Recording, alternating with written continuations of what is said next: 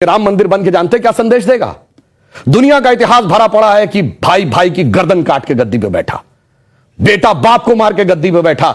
यह दुनिया को एक संदेश देगा कि एक ऐसा भी महापुरुष है, एक ऐसे भी भगवान है, एक ऐसी महान संस्कृति है जहां पिता के एक वचन के लिए संपूर्ण राज्य छोड़कर बेटा जंगल में चला जाता है। जहां जिसको राज मिलने वाला होता है वो खड़ाऊ रख के शासन करने लगता है, दूसरा भाई जंगल में चला जाता है। यह संदेश देगा। और दूसरा संदेश जानते क्या देगा?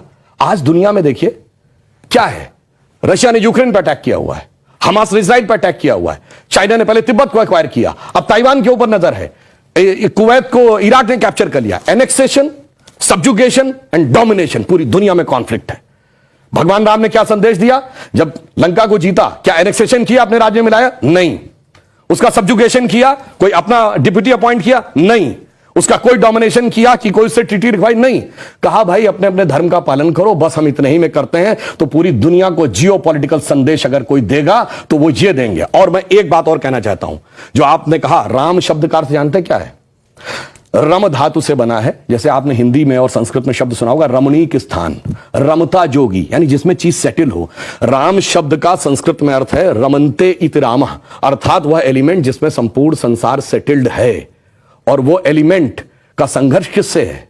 दशानन से, 10 मुख वाले रावण से, उसकी 10 इंद्रियों की बहिर्मुखी पिपासा से। और राम उत्पन्न कैसे होंगे? राम के पिता क्या नाम है? दशरथ।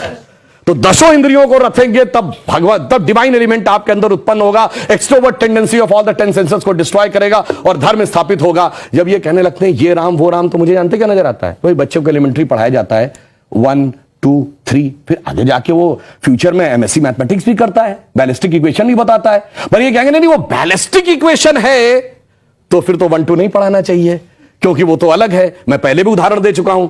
4 - 3 = 1 होता है। आप सब ने जब क्लास 2nd 3rd में एडिशन सब्ट्रैक्शन सीखा, अगर आप 3 - 4 करते टीचर डांट देती थी, बेवकूफ ये नहीं पता 3 - 4 नहीं हो सकता, पर 3 - 4 होता है -1। ये बताएंगे -1 का स्क्वायर रूट होता आई, जो सारी बैलिस्टिक इक्वेशंस का मेन अंग।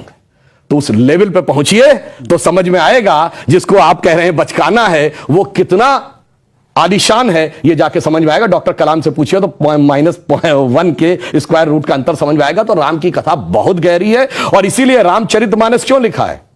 राम के चरित्र को मन में धारण करिए।